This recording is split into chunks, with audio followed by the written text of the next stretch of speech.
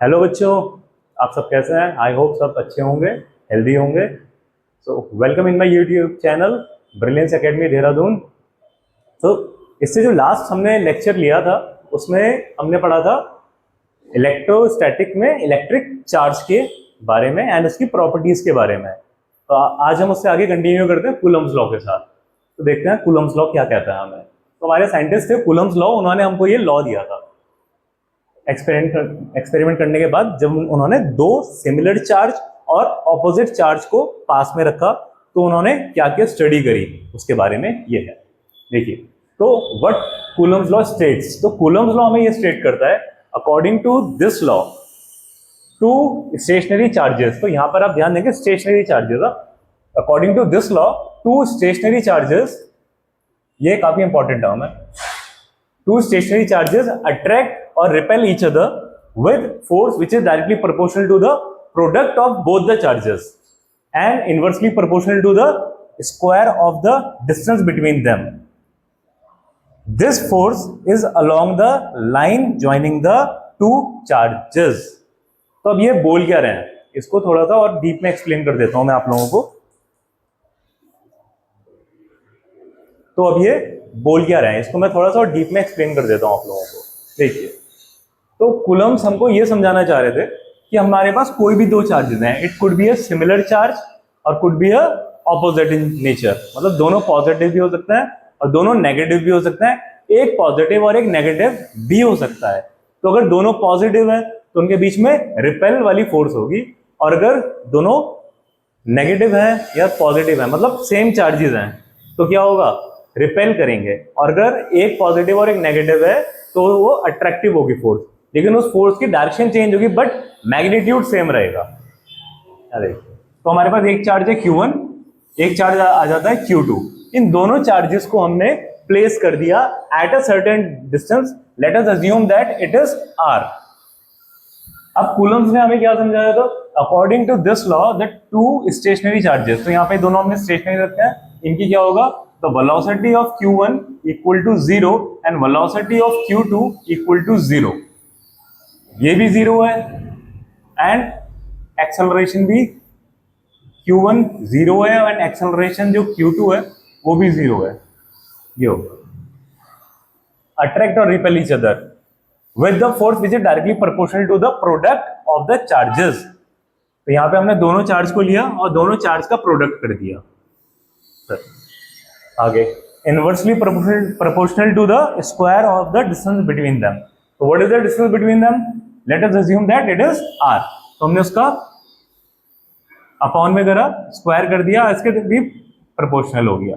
अब जब भी हम दोनों प्रोपोर्शनल की इक्वेशन को कंबाइन करेंगे ऐसा आ जाएगा, और जब हम प्रोपोर्शनलिटी को हटाते हैं, इक्वल टू लगाते हैं, तो हम एक कांस्टेंट को ऐड करते हैं। हमने क्या करा, इस इक्वेशन में कांस्टेंट को लेकर आए और यहाँ पे उसे वो मल्टीप्लाई में आ जाएगा। तो हमने क्या करा, इस कांस्टेंट से इस इक्वेशन को मल्टीप्लाई कर दिया और ये हमारे पास कूलम्स लॉ की एक इक्वेशन आ गई। आई होप यहां तक सब कुछ समझ में आ गया होगा। अब इसकी last line, this force is along the line of joining the two charges. मतलब ये जो लाइन ऑफ ज्वाइनिंग है ना, इसी के डायरेक्शन में फोर्स भी लगेगी। मतलब ऐसा नहीं होगा कि लाइन ऑफ ज्वाइनिंग है और फोर्स ऐसे लग जाएगी, ये गलत डायरेक्शन हो जाएगा। तो लाइन ऑफ ज्वाइनिंग या तो ऐसे लगेगी, इस पे ऐसे फोर्स लगेगी, या फिर फोर्स लग सकती है ऐसे और टुवर्ड। तो या तो अगर देखिए, अगर रिपेल वाली फोर्स होगी तो ऐसे लगेगी इन दोनों को, ये दोनों ऐसे उस फोर्स को फील करेंगे रिपल्सिव। और अगर ये दोनों हमारे पास ऑपोजिट चार्जेस हो गए तो ये ऐसे इनवर्ट फोर्स लगेगी which is attractive in nature. ये कह रहे हैं ऐसा नहीं होगा कि ये कोई फोर्स इधर लग गई या कोई फोर्स इधर लग गई, नहीं, it will be always in the line of action, हमेशा। बिल्कुल, ये जो लास्ट लाइन है, this force is the along the line of joining the two charges. तो इसी के अलोंग होगी, या तो सेम डायरेक्शन में या ऑपोजिट में, अलग अलग डायरेक्शन में नहीं हो सकती। इस पे भी अगर ऐसे लगेगी, नहीं, ये पॉसिबल नहीं है, स्ट्रेट में ऐसे लग जाएगी। तो आई होप यहाँ तक आपको समझ में आ गया होगा। इनकेस कोई भी प्रॉब्लम हो आपको तो कमेंट सेक्शन आपके लिए खुला ही है, उसमें आप भेज सकते हैं। अब हम आगे समझते हैं के क्या है। ये देखिए के, what is K? K is 1/4 pi epsilon naught and इसकी जो वैल्यू आती है 9 into 10⁹ newton metre square upon coulomb square. ये इसकी वैल्यू है जो हम न्यूमेरिकल में या करते वक्त या यहाँ इस फॉर्मूले में यहाँ पे पुट कर देंगे। जो भी चार्जेस हमको दिए होंगे उनकी वैल्यू यहाँ पे हमने पुट करी, एंड यहाँ पे आर की वैल्यू, जो यहाँ पे क्यू की वैल्यू होगी यूनिट्स की, अगर हम बात करें ऐसा यूनिट से हम यूज करेंगे तो जो चार्जेस की होगी, चार्जेस के लिए हम यूज करेंगे कूलम, और आर के लिए क्योंकि आर एक डिस्टेंस है तो उसकी मीटर में यूज करेंगे। ये आपको ध्यान रखना है। और metre into metre metre square आ जाएगा, इसलिए यहाँ पे मीटर स्क्वायर आया, and coulomb into coulomb coulomb square आ जाएगा। तो जब आप इसकी वैल्यू पुट करोगे तो मीटर स्क्वायर से मीटर स्क्वायर कट जाएगा, कूलम स्क्वायर से कूलम स्क्वायर कट जाएगा, सिर्फ न्यूटन बचेगी। तो what is the unit of force? Newton. तो जो फोर्स की यूनिट है वो न्यूटन आएगी। ये आपको डायमेंशन एनालिसिस से याद आ रहा होगा क्लास 11th में, जो पहला चैप्टर है आपका, स्टार्टिंग में ही है, एरर्स वाला था और डायमेंशन एनालिसिस था और एक्यूरेसी प्रिसिशन वगैरह वो भी थे उसमें। तो ये यहीं पर आ जाता है। यहां पर से आपको आई होप ये समझ में आ गया होगा यूनिट के बारे में भी। अब इसको मैं बताता हूं। इसमें देखिए 4 आपको पता है कांस्टेंट है, एंड पाई आपको पता है कांस्टेंट है, 3.14 या 22/7 इसकी वैल्यू होती है। एप्सिलॉन नॉट क्या है इसको समझते हैं। एप्सिलॉन नॉट यहां पे मैंने लिख दी इसकी value, epsilon naught is equal to 8.85 into 10⁻⁻12। अब इसकी यूनिट क्योंकि यहाँ पे नीचे है तो ये उल्टा हो जाएगा, कूलम स्क्वायर। देखिए ये दोनों तो यूनिटलेस हैं, डायमेंशनलेस हैं, इनकी तो कोई यूनिट ही नहीं होगी, डायमेंशन ही नहीं होगी। तो जो पूरी की पूरी यूनिट है इसकी है। तो यहां पर से आप इसको अपॉन में करके ऐसे लिख देंगे, coulomb square newton metre square. याद। अब ये है क्या? इसको हम बोलते हैं एप्सिलॉन नॉट। ये जो साइन है हमारा एप्सिलॉन और नीचे ओ लगा दिया तो एप्सिलॉन नॉट, और यहां पर आ गया हमारे पास परमिटिविटी ऑफ फ्री स्पेस और एयर। तो ये इसकी वैल्यू है। तो ये जो वैल्यू है एप्सिलॉन नॉट की, ये कब होगी?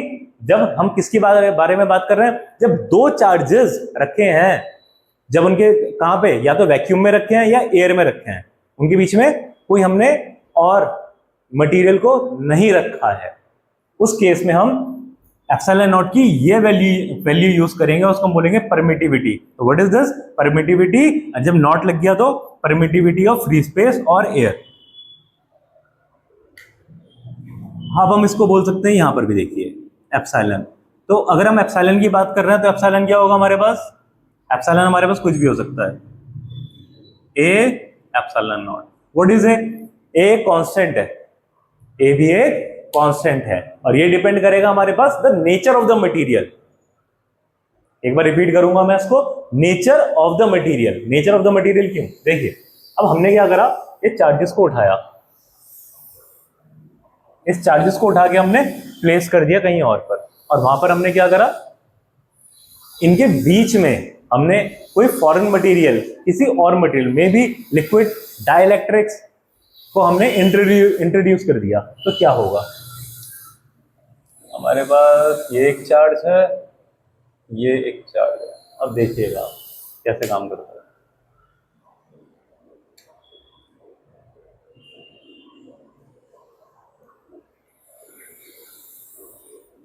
Q1 and Q2 and R ही ले लेते हैं यहां पर भी।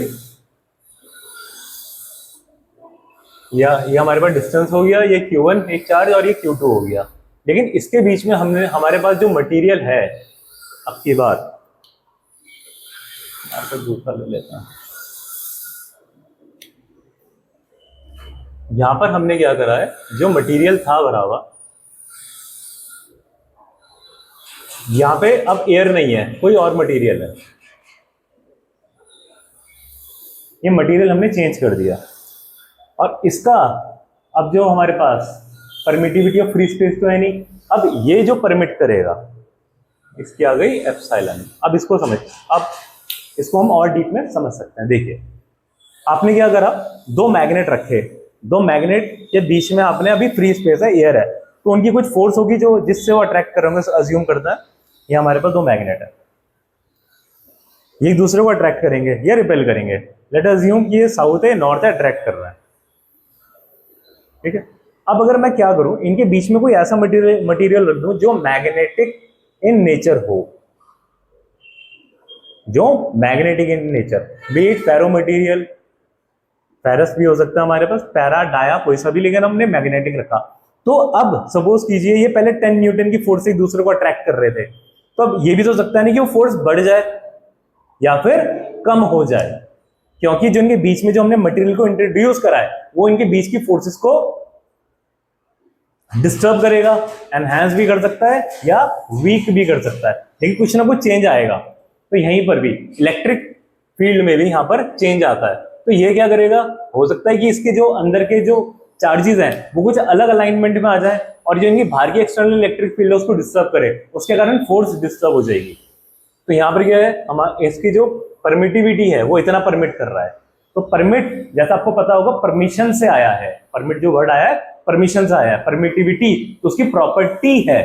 कहीं पे जब आप रेस्टोरेंट में जाते हो आपने लिखा रहता है ना ऑथराइज पर्सन ओनली, या किसी ऑफिशियल जगह में भी ऑथराइज पर्सन ओनली, तो आप वहां पे जाने के लिए परमिट नहीं हो, तो वहीं से वर्ड आया परमिटिविटी।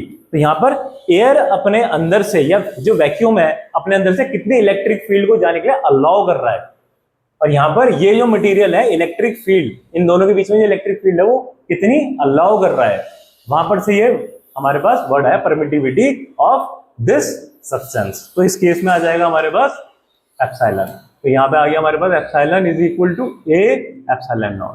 तो ये मल्टीप्लाइंग फैक्टर आ गया हमारे पास, और इस केस में हमारे पास जो आ जाएगा तो जो फोर्स होगी इनके बीच में, तो फोर्स विल बी के, यहाँ पे के नहीं लिखते, 1/4 pi a epsilon naught into Q1 Q2 upon r square, या फिर इसको हम ऐसे लिखेंगे force 1/4 pi epsilon Q1 Q2 upon r square. यहां तक आपको आई होप समझ में आ गया होगा। अब इसके बाद हम करेंगे Coulomb's law in vector form. अब यहां पर भी अगर आपको कोई भी प्रॉब्लम होती है तो यस कमेंट सेक्शन में आपको पता है, ठीक है। चलिए करते हैं। तो बच्चों अब हम करते हैं Coulomb's law in vector form. तो देखिए Coulomb's law in vector form, ये भी सेम कूलम्स लॉ ही है, वही दो चार्जेस हैं, वही फिक्स पोजीशन पे हमने स्टेशनरी रखा है। ऐसा नहीं होगा कि हमने उनको वेलोसिटी दे दी, एक्सेलरेटेड मोशन हो गया, नहीं, ये अभी भी दोनों के दोनों स्टेशनरी हैं, वैसे ही सेम डिस्टेंस पर है, लेकिन हमने ओरिजिन को यहाँ पे अज्यूम करा है। डिफरेंस यहाँ पर आ गया, हमने यहाँ पे ओरिजिन को अज्यूम कर लिया। आप कहीं भी कर सकते हो, इट डजंट मैटर, आप यहीं पे करो, आप यहाँ कर लो, यहाँ कर लो, इधर कर लो, इधर दोनों को फर्स्ट क्वाड्रेंट पे लेकर आ जाओ, इट्स ऑल योर विश, आप कहीं भी कर लो, हमने यहाँ पे कर लिया। तो अब इसको पढ़ते हैं। Let two charges Q1 and Q2 are placed at point A and B। तो ये दोनों चार्जेस हैं Q1 Q2, A and B पे हमने इनको प्लेस कर दिया with position vector R1 R2 respectively. तो देखिए उन्होंने कहा हम यहाँ पर जो है A और B पे पोजीशन वेक्टर आ गया R1 एंड R2। अब पोजीशन वेक्टर अगर 11th वालों जिसने ढंग से पढ़ी होगी वेक्टर आपको याद होगा, वरना मैं एक छोटा सा आपको याद दिलाने की कोशिश करता हूं। जो ओरिजिन से किसी भी पॉइंट पर एक वेक्टर फॉर्म होता था हम उसको क्या कहते हैं, पोजीशन वेक्टर, जो हमने यहाँ पे लिखा है आ गया ये रहा पोजीशन वेक्टर। तो ओरिजिन से किसी भी पॉइंट पे जो हमने एक वेक्टर फॉर्म करा है दैट इज पोजीशन वेक्टर। तो ए और बी पे हमने दो वेक्टर बनाए, तो ए पर ये वेक्टर आया, इसका हमने नाम R1 रखा, बी पर एक ये वेक्टर हमने प्लेस करा है R2 आया।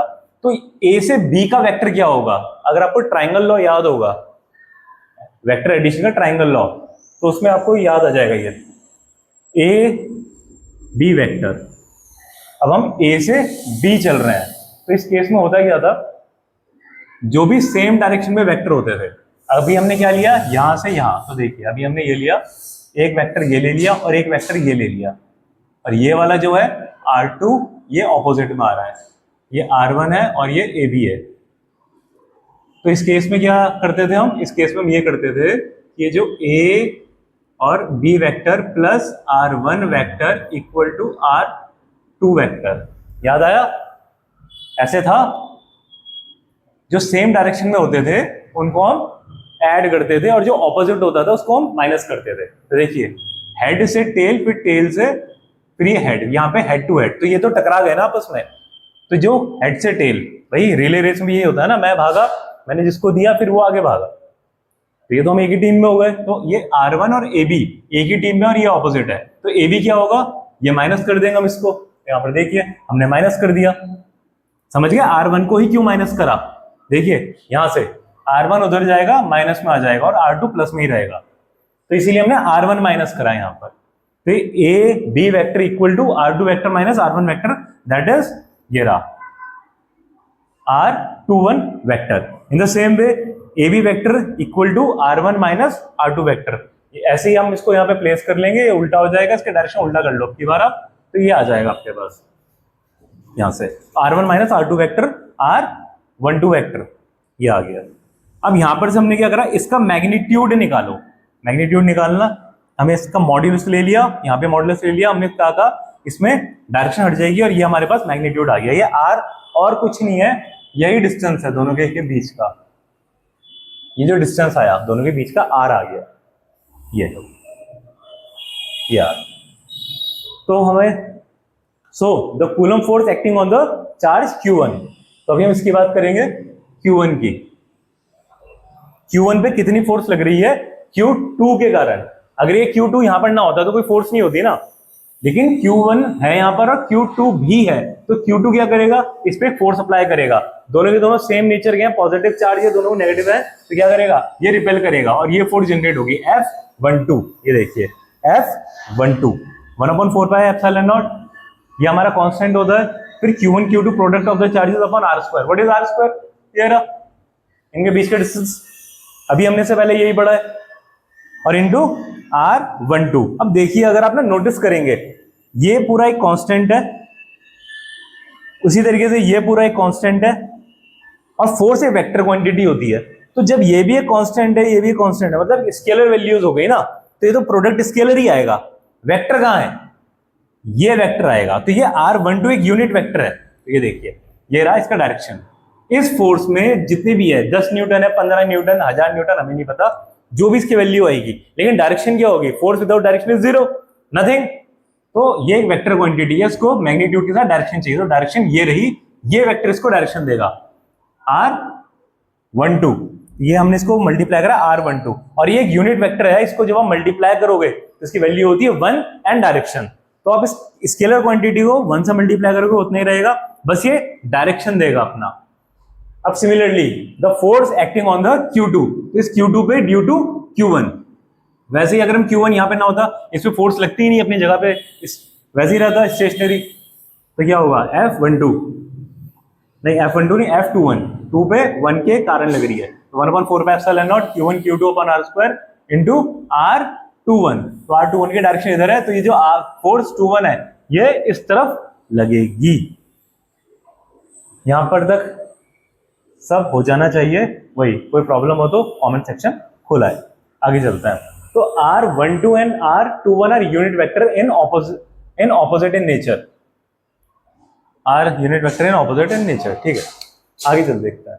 तो अब ये देखिए हमारे पास R12 एंड R21, तो दोनों है तो यूनिट, मैग्नीट्यूड तो दोनों का 1 ही है, डिफरेंस क्या है दोनों के डायरेक्शन में, तो डायरेक्शन के लिए हमने माइनस साइन लगा दिया एक पे, तो इसीलिए जो ये दोनों फोर्सेस भी होंगी इनका मैग्नीट्यूड बराबर होगा, सिर्फ डायरेक्शन ऑपोजिट है, इसलिए हमने यहाँ पे माइनस लगा दिया। आई होप यहां तक आपको क्लियर होगा। अब हम आगे चलते हैं, जहां पे हमारे पास यहाँ पर सिर्फ एक चार्ज था और एक, इसके कारण इस पे फोर्स, इसके कारण इस पे फोर्स, अभी तक हमने यही करा। अब हम मल्टीपल चार्जेस लेंगे, उनके कारण हम उन सबके सुपरपोजिशन करेंगे, अब वो देखते हैं। तो बच्चों अब हम करते हैं प्रिंसिपल ऑफ सुपरपोजिशन। तो प्रिंसिपल ऑफ सुपरपोजिशन में है क्या, force between the multiple charges.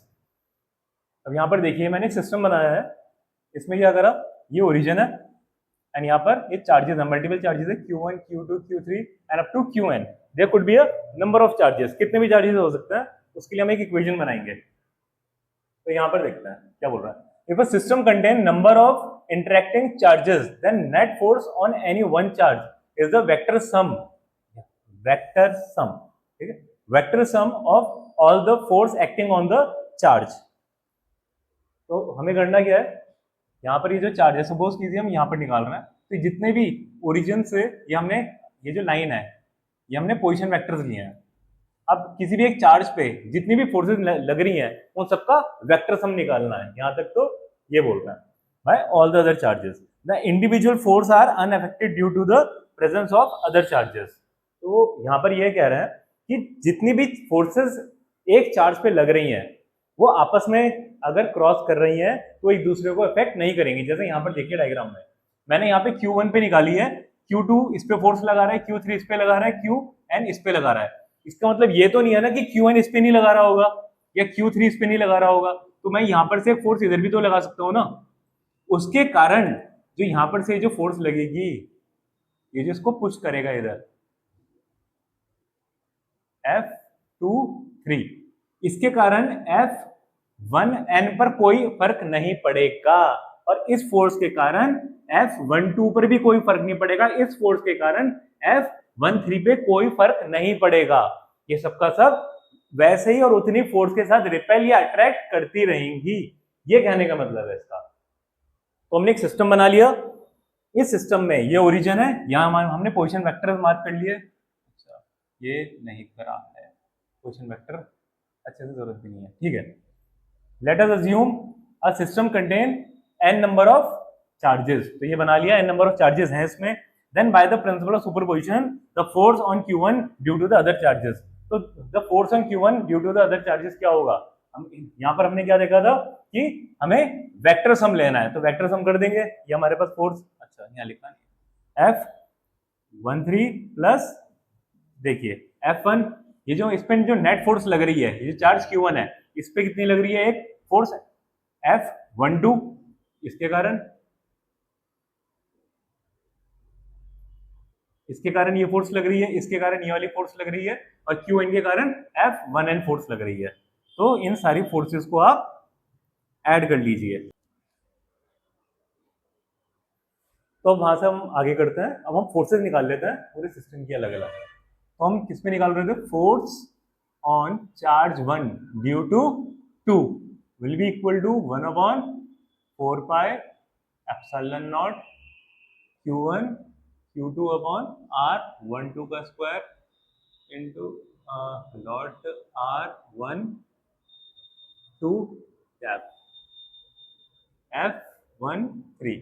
So this is the force on charge Q1 due to Q3, 1/4 pi epsilon naught Q1 Q3 upon R13 का square into R13 cap, and the force on charge 1 due to charge n, 1/4 by epsilon naught Q1 Qn upon R1 n का whole square and 1 n cap.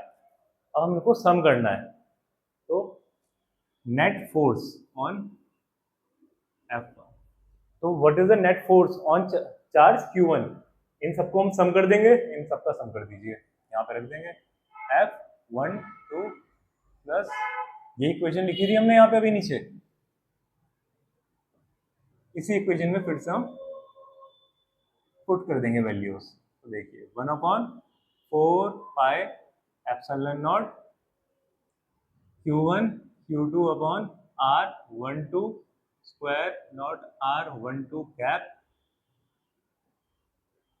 Plus 1/4 pi epsilon naught Q1 Q3 upon R13 square R13 cap plus 1/4 pi epsilon naught Q1 and Qn upon R1n square not R1n cap.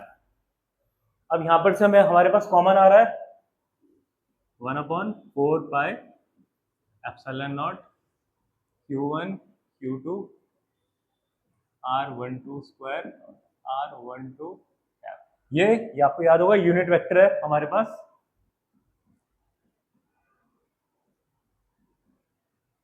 तो बच्चों ये इतना simple है, आप ये simply कर सकते हैं। आप इसको 2 बार भी अगर आपने प्रैक्टिस कर लिया ना तो आपको ये आ जाएगा, प्रिंसिपल ऑफ सुपरपोजिशन। बस इतना सा ही है। अब इसके बाद हम करेंगे 2 चार्ज है हमारे पास पहले से, उसके साथ हम थर्ड चार्ज को इंट्रोड्यूस करेंगे। वो सिस्टम पहला ये वाला नोट कर लो, इसमें कोई प्रॉब्लम है तो मुझे बताओ, बाकी फिर इससे आगे करते हैं।